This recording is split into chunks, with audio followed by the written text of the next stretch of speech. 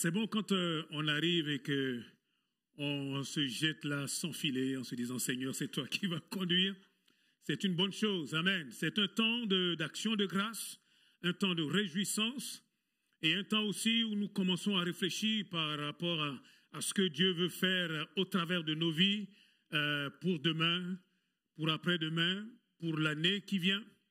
Ça nous permet de faire le bilan, de voir ce qui a marché et ce qui n'a pas trop marché, de pouvoir corriger avec la grâce de Dieu afin d'être toujours meilleur, efficace avec Dieu. Vous êtes d'accord avec ça? Gloire à Dieu. C'est un temps vraiment où nous avons, je crois, je suis persuadé que c'est bon de pouvoir rendre grâce à Dieu. Parce que le Seigneur a fait pour nous de grandes choses. Vraiment. N'eût été sa grâce, nous ne serions pas là. Vous voyez, nous venons de divers horizons et nous avons tout fait pour être ici afin que le Seigneur puisse encore quelque part déposer en nous comme quelque chose qui va nous aider, qui va nous propulser, qui va nous aider à avancer encore. Amen. Je vous invite à ouvrir la parole de Dieu pour que nous voyions un peu tout ce que le Seigneur fait au travers de nos vies, de façon individuelle, dans nos familles. Ah, pardon. Là, il faut que je mette un peu là. C'est bon? D'accord. OK. Donc, nous ouvrons la parole de Dieu. Nous pouvons commencer dans Colossiens, l'épître de Paul aux Colossiens au chapitre 2. L'épître de Paul aux Colossiens au chapitre 2. Et nous pourrons lire beaucoup de choses, mais je vais aller à l'essentiel parce que nous sommes à essentiel. Verset 8, je prendrai quelques versets. Que prenez garde que personne ne fasse de vous sa proie par la philosophie et par une vaine tromperie, s'appuyant sur la tradition des hommes, sur les rudiments du monde et non sur Christ. Je vais m'arrêter là déjà pendant quelques instants. Nous sommes à la fin de quelque chose. Nous savons que bientôt Jésus revient. Croyez-moi, le diable est déchaîné, mais ça vous le savez.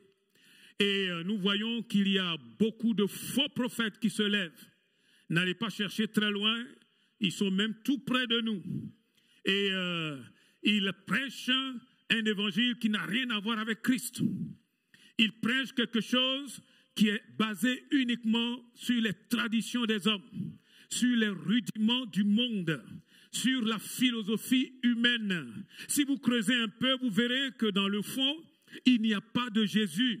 À la place de Jésus, vous verrez un vieillard, dans les narines duquel il n'y a que du vent, s'il vous plaît, qui n'a jamais été à la croix du calvaire. C'est pour cela que la Bible nous dit, par les temps où nous sommes, de faire le point, que personne, s'il vous plaît, ne fasse de toi et de moi sa proie. Amen. Son but, c'est de s'accaparer de toi. Son but, c'est de te séduire. Son but, c'est de t'amener dans l'enfer, dans les flammes de l'enfer. Il est dit ici par une philosophie, qui est donc teintée simplement que de tromperie. Le but, c'est de tout faire mielleux dans le but de t'avoir. Ah, c'est le moment de faire attention, d'ouvrir les yeux. C'est dans le monde on dit c'est pas tout ce qui brille qui est de l'or, hein. C'est pas tout ce qui a l'air comme ça de spirituel qui est forcément spirituel. Faisons attention, restons attachés à la bonne parole de Dieu. Amen. Donc prenez garde que personne ne fasse de vous sa proie. Dans ces derniers temps, on entendra beaucoup de choses, mais faisons attention. Amen. Quand Dieu fait quelque chose, il le fait avec le rythme de Dieu. C'est ce que j'ai remarqué. À son rythme. Il le fait pas à pas. Il le fait avec beaucoup de sagesse. La sagesse qui ne vient pas des hommes, mais la sagesse qui vient de Dieu. Un jour, on aura l'occasion de témoigner en long et en large de ce que Dieu fait dans la vie de l'Église essentielle. On n'y est pas encore. On attend que tout soit au complet pour commencer à parler. Vous serez surpris de voir comment Dieu nous a conduits pas à pas et qu'il a préparé d'avance des choses extraordinaires. Nous n'avons eu simplement qu'à pousser la porte. D'ailleurs, même la porte elle était déjà pratiquement entrouverte et nous sommes entrés. Que personne ne fasse de toi sa proie. Dis à ton voisin que personne ne fasse de toi sa proie. Sois vigilant. Sois vigilante. Amen. sois vigilante. Amen. Gloire à Dieu. Allons au verset 13. Vous qui étiez morts par vos offenses et par l'incirconcision de votre chair, il, Jésus, vous a rendu à la vie avec lui, en nous faisant grâce pour toutes nos offenses. Nous étions morts. Mort, ça veut dire mort. Mort, ça veut dire sans vie. Ça veut dire que nous pouvons marcher sur cette planète Terre, bouger, faire des choses, et pourtant devant Dieu, nous sommes parmi les morts. C'est pour ça que Jésus disait comme ça à quelqu'un, laisse les morts enterrer leurs morts. C'est des gens qui sont vivants, mais qui n'ont pas la vie de Dieu en eux. Et il est dit ici, nous étions morts, morts à cause de nos offenses, à cause de nos péchés. Bien-aimés, aucun d'entre nous ici là n'est digne. Aucun. Il y en a un seul là qui a payé pour nous, c'est Jésus. Et il est dit par l'incirconcision de votre chair. Quand on lit ça rapidement, on ne comprend pas. Vous savez, au départ, nous ne faisons pas partie du peuple de Dieu.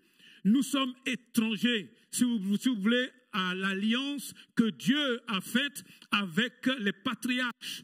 Nous ne sommes pas juifs. Nous ne sommes pas, et même si on est juif, nous ne sommes pas descendants, si vous voulez, d'Abraham, d'Isaac, de Jacob, Israël. Nous n'en faisons pas partie. Nous étions éloignés. Nous étions hors, si vous voulez, de cette alliance. Et ceux-là, on les connaissait justement par la circoncision dans la chair. C'était la marque de cette alliance. Nous étions complètement, à part, mis à côté, complètement éloignés de cette grâce-là. Bien-aimés, nous n'avions aucun moyen d'être enfants de Dieu. Nous n'avions aucun moyen. Aujourd'hui, on prend ça comme si c'était pour acquis, comme si c'était normal. Ben non, il est dit ici, à cause de nos offenses et par l'incirconcision de notre chair, il nous a rendus à la vie avec lui. Christ nous a rendus à la vie.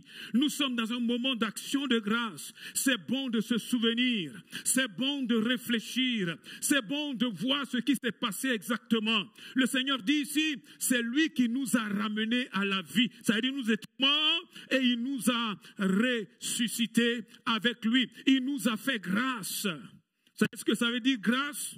Il nous a graciés. Nous méritions la peine de mort. Nous étions condamnés. Nous devions passer là par la chaise électrique ou tout ce que vous voulez. En tout cas, nous méritions la mort physique même. Et à côté de cela, la mort éternelle. Nous le méritions.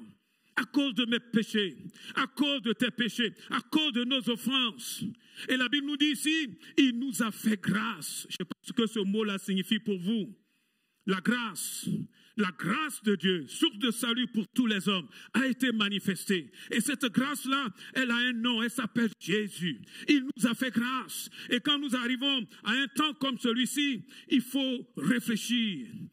Il faut se poser, il faut faire le bilan, il faut revenir, si vous voulez, à l'essentiel, comme je disais tout à l'heure, pour dire Jésus m'a fait grâce. Je ne mérite pas. Amen. Je ne mérite pas. Si je suis sauvé, ce n'est pas parce que je suis meilleur que les autres, hein. C'est par grâce, par le moyen de la foi, afin que nul ne vienne rouler les mécaniques devant Dieu. C'est uniquement par grâce. Amen. Nous sommes sauvés uniquement par l'amour de Dieu.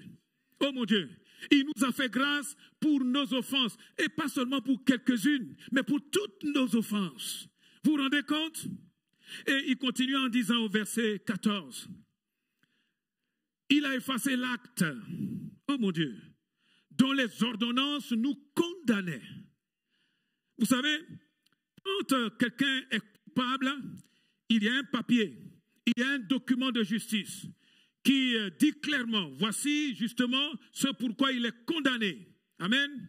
Et ce papier-là, chacun d'entre nous, on avait notre nom dessus, qui nous disait, tu mérites la mort, tu as péché contre Dieu, tu mérites la mort.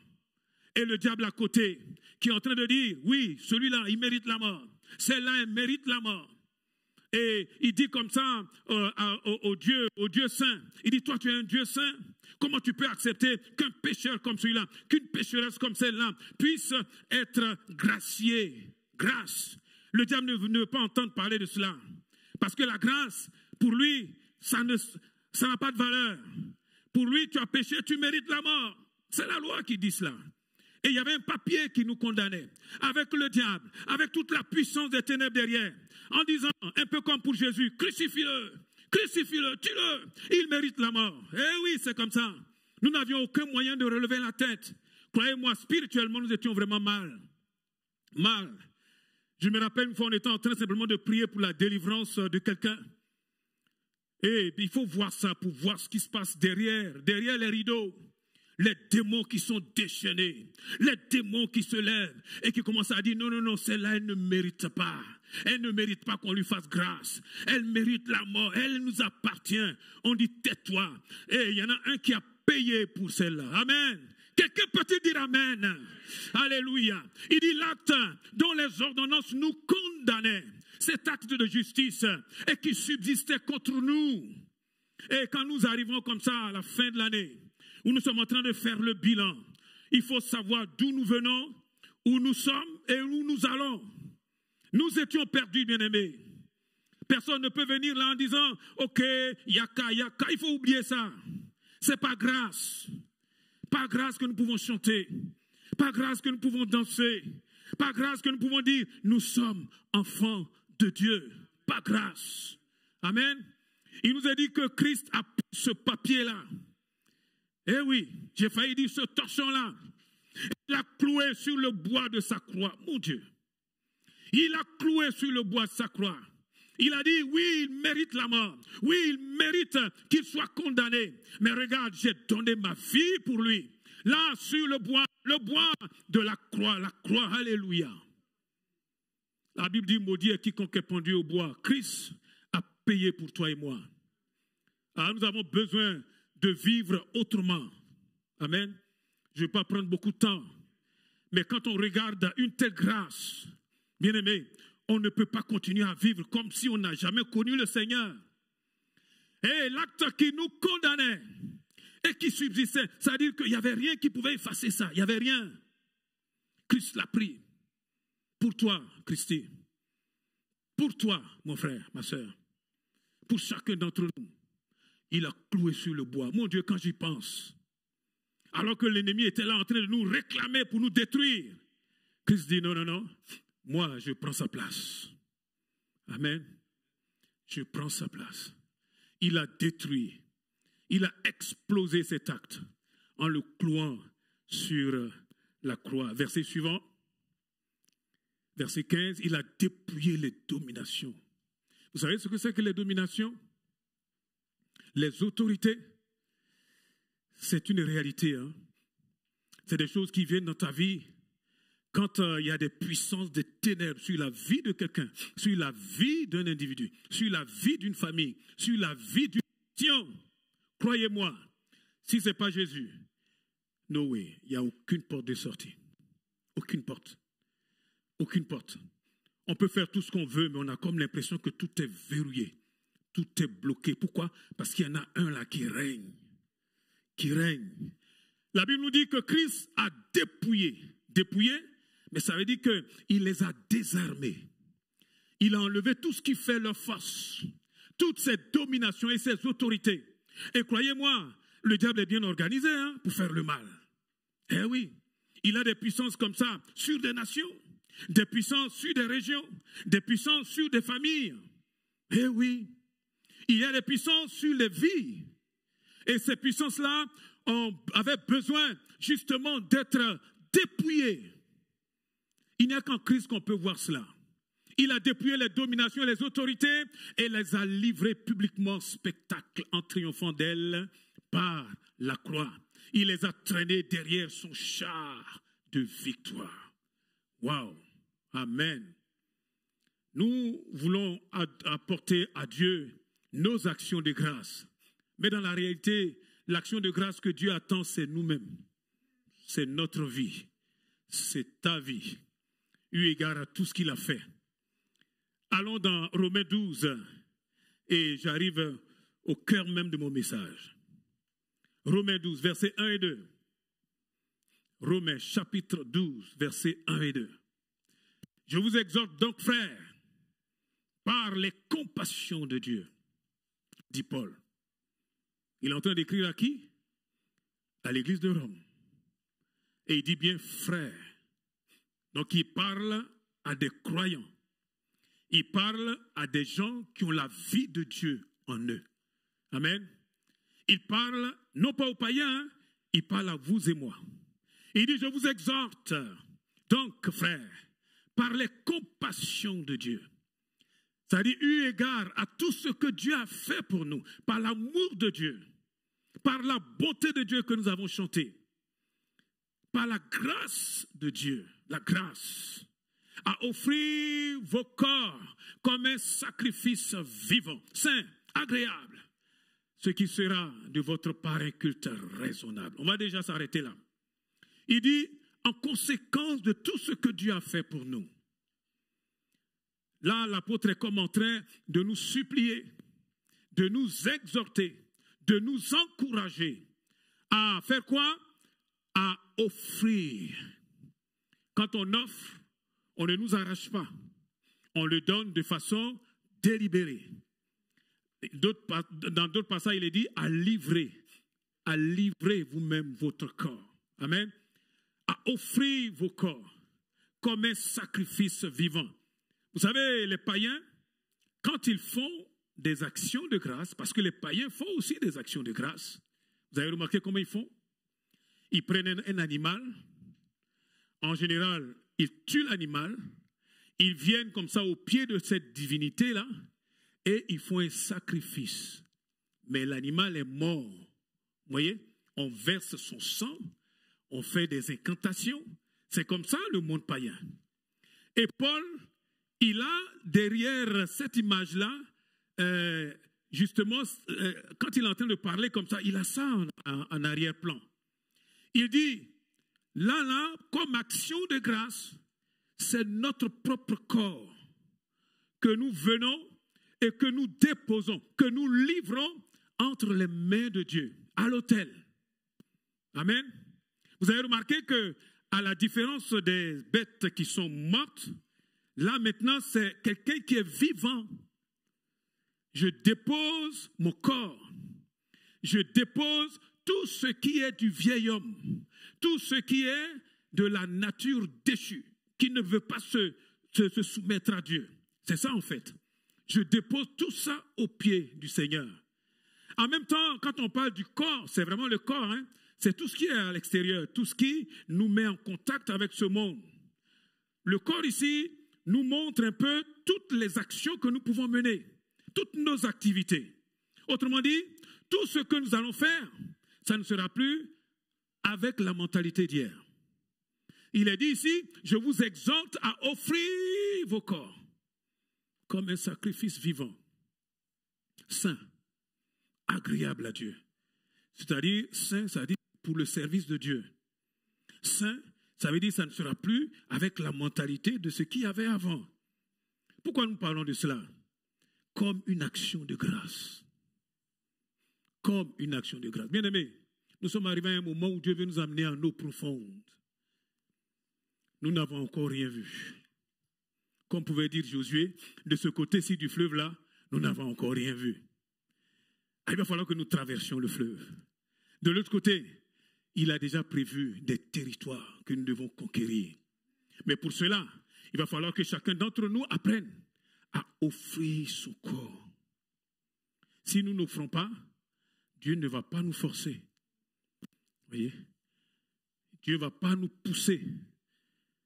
J'ai toujours dit que Dieu est un gentleman. Le Saint-Esprit est vraiment gentleman. Il te respecte. Toi-même, tu sais très bien qu'il y a beaucoup de choses que tu fais. Dieu n'est pas dedans.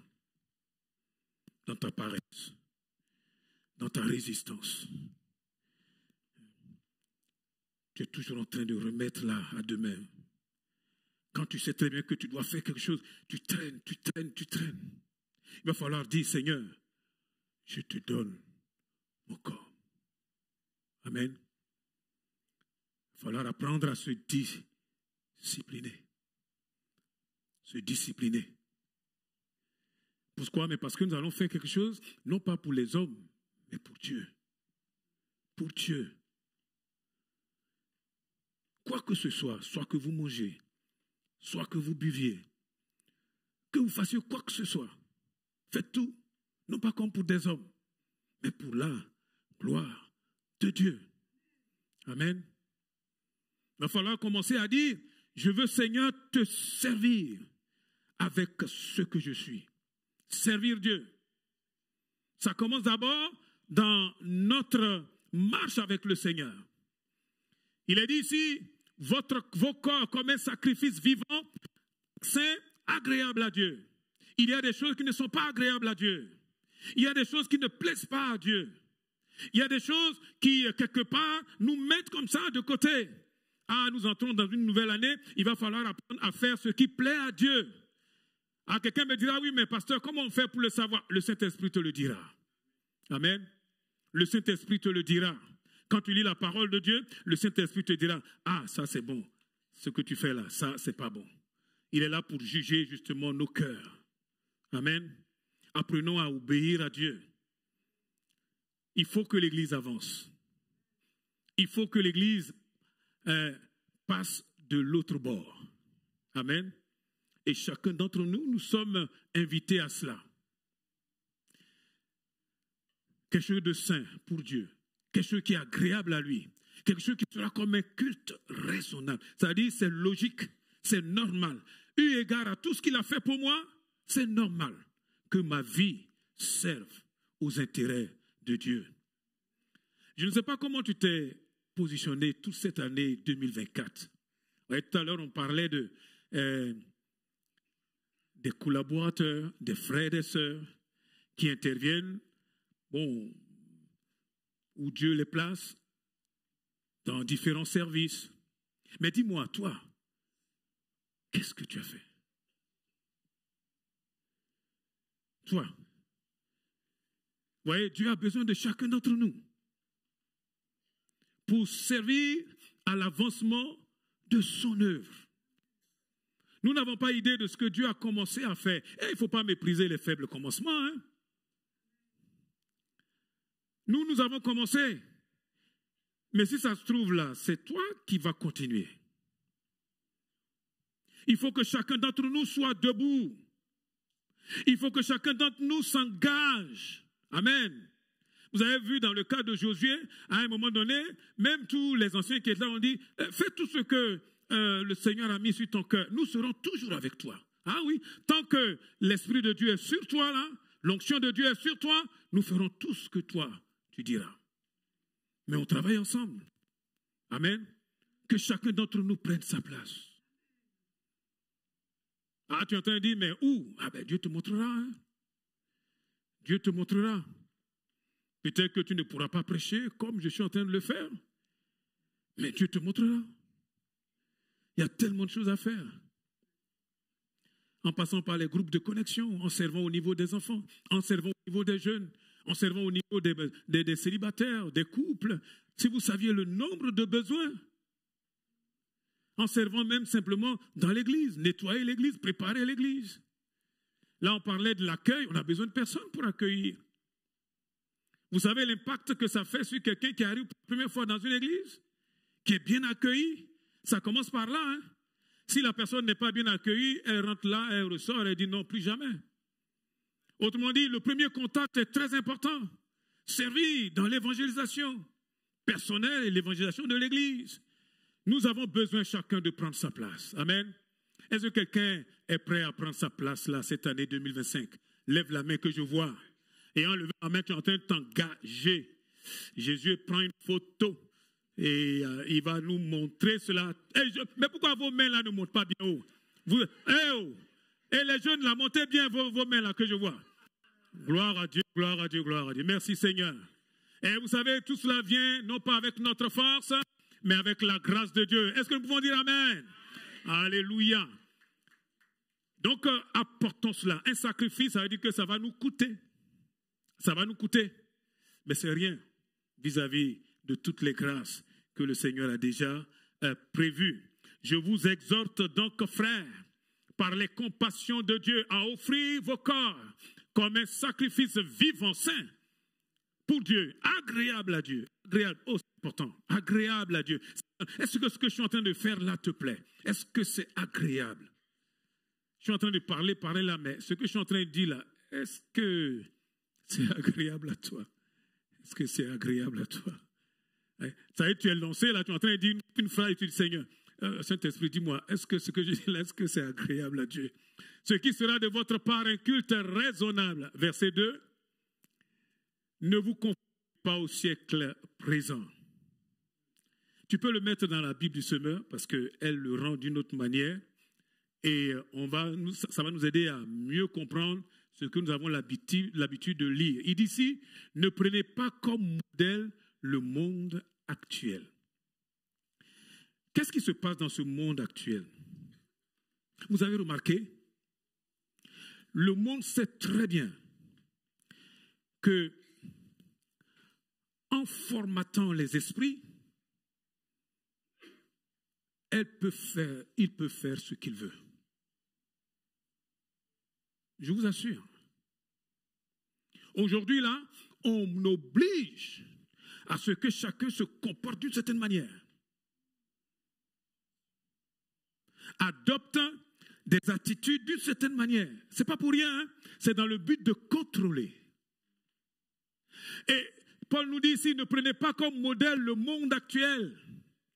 Et nous sommes en 2024, quand Paul écrivait ça, qui aurait cru que ça allait être pour notre temps, encore plus? Mais soyez transformés par le renouvellement de votre intelligence, dans nos pensées, dans notre ciboulot, dans notre mentalité, pour pouvoir discerner la volonté de Dieu, ce qui est bon, ce qui lui plaît, ce qui est parfait. Il faut une transformation. Seigneur, maintenant que je sais que je suis à toi, maintenant je sais tout ce que tu as payé pour moi, je veux être moi-même là, une action de grâce, vraiment en personne, corps, âme et esprit. Et il dit, ne prenez pas comme modèle le monde actuel, mais soyez transformés. Le vrai problème, c'est que cette transformation a lieu avec qui? Qui nous transforme? Qui? Dites-moi, qui nous transforme? Qui peut te transformer? Ah, il n'y a que deux seules choses, hein? La parole de Dieu et l'Esprit de Dieu. Et la parole de Dieu et l'Esprit de Dieu travaillent toujours ensemble. L'Esprit de Dieu travaille avec la parole.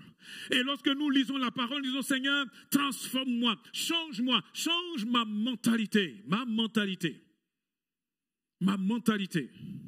Change-moi ma façon de voir les choses. Montre-moi, montre-moi, montre-moi, Seigneur. Transforme ma façon de réfléchir. Dis-moi, comment toi tu réfléchis? Tout ce que tu réfléchis là, c'est ça là qui va impacter ta vie. Ah oui, hein? Si tu es tout le temps en train de regarder des bandes dessinées, demain c'est toi-même qu'on va dessiner. Hein? Ah, c'est comme ça. Hein?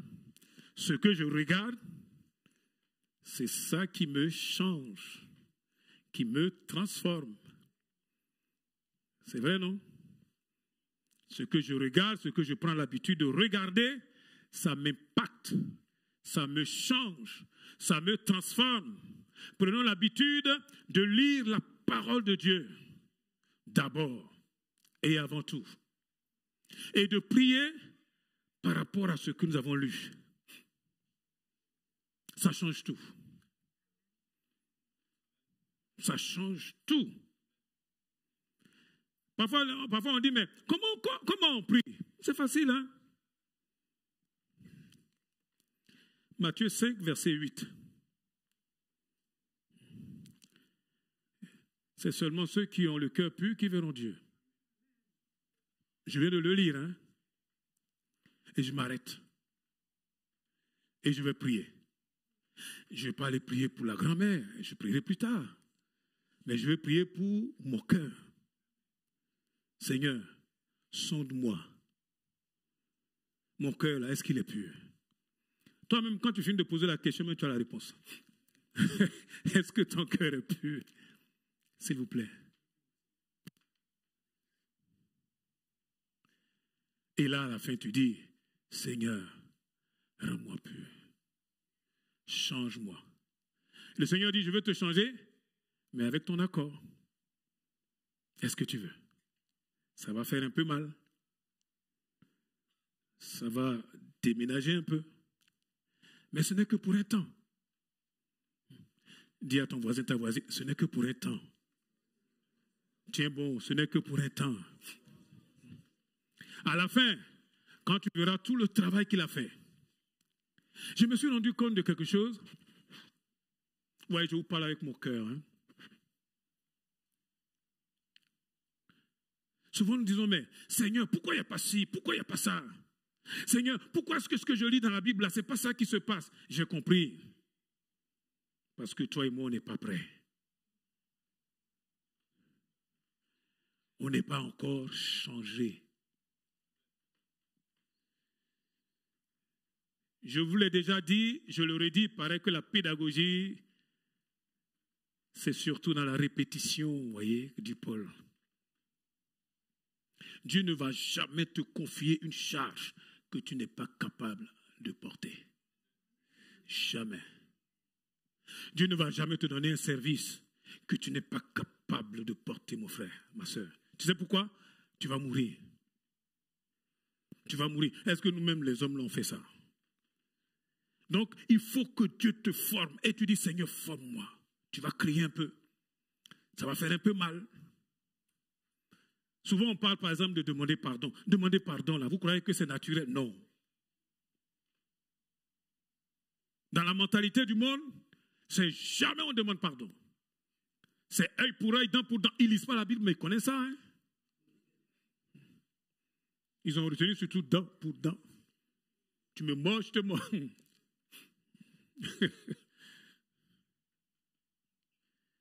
Demandez pardon, ça va faire mal. Qui vous a dit que ça ne fait pas mal? Qui?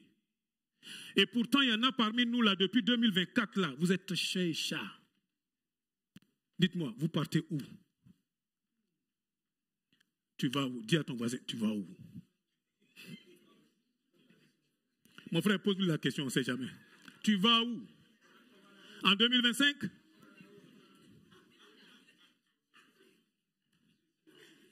Il faut être courageux. Dis Amen. Amen. Il faut avoir une colonne vertébrale. Dis Amen. Amen. Par le Saint-Esprit. Nous pouvons tout par celui qui nous fortifie. Amen. Ça fait un peu mal, mais quand tu as fini là, tu es le plus heureux du monde. Tu as un poids qui tombe. Les portes des prisons s'ouvrent. Amen. Et tu te rends compte que tu te sens bien. Dis Amen. Eh oui. Au début, on dirait que tu vas mourir. Non, tu ne mourras pas. Tu vivras et tu verras la gloire de Dieu. Amen, amen, amen, amen. Et cette année 2025 là, il faut régler cette affaire. Règle cette affaire.